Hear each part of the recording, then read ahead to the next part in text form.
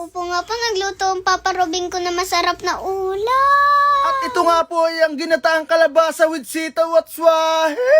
At ayun nga po, prinito na ng Papa Robin kong hipon. Ito nga ay paborito ng aking bunso at request din ng aking mesas, no? At ito nga pong aking niluluto ay pinabili ko sa aking kumpare.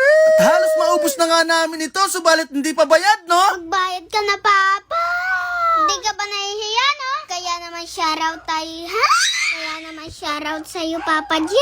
Dahil binili mo kami ng ulam. Mamaya na daw po babayadan ng Papa ko, no? Dahil maliligo muna kami. Hay, ang galing mag-voice over ng buso ko, no? Ma'am Erica, panoodin mo po ito, ha? Natutuwa kasi kami sa boses mo. After nga maprito ng hipon, ay naigisa ko na ito sa luya, sibuyas at bawang. Tapos ay nilagay ko na itong aking pinabiling kalahating kalabasa. Ito nga ay matagal ng re-request ng aking misis. Kaso nga ay bihira lang ang nagtitinda ng kalabasa dito. Buti na nga lang may kumpare ako na masipag mamili. Kaya tuwang-tuwa na naman ang asawa kong naglilihi. Nilagyan ko nga pala ito ng paminta, bitchin at ng tubig. Tapos ay mga 248 piraso na butil ng asin, no? Tapos nga sinunod ko nang ilagay itong sita.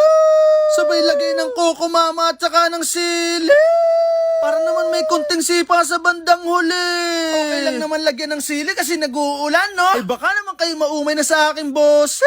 Kaya naman pakinggan niyo ang boses ng anak ko, no? Masarap nga pala magluto ang aking Papa. Kaya lagi ako nabubusog. Natuto na nga pala ako kumain ng hipon. Dati nga pala hindi. Ang sarap-sarap naman kasi, no? Kita niyo ba yan? Ang sarap-sarap. Sus pa lang ay ulam na. Kaya ano pang hinihintay nyo?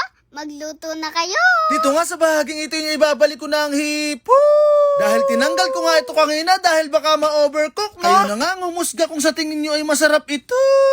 Mag-comment lang kayo kung nagustuhan yung aking niluto, no? At dahil malapit na po maluto, panoodin niyo pong kumain ng mama ko.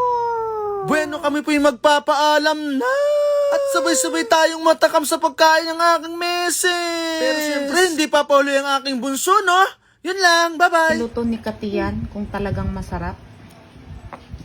Sarap ng hipon. Natikman mo na, babe. Hi guys. Sarap. Tingnan niyo ang tulo, oh. Malaki, kumulo. Mama Peng. Mama, are you happy? Sarap. Happy na naman si Bontes. Ayan o. Natupad ang kanyang Pangarap. pangarap. Sarap. Naginata ang kalabasa with hipon. Papa, ano? Okay na, babe.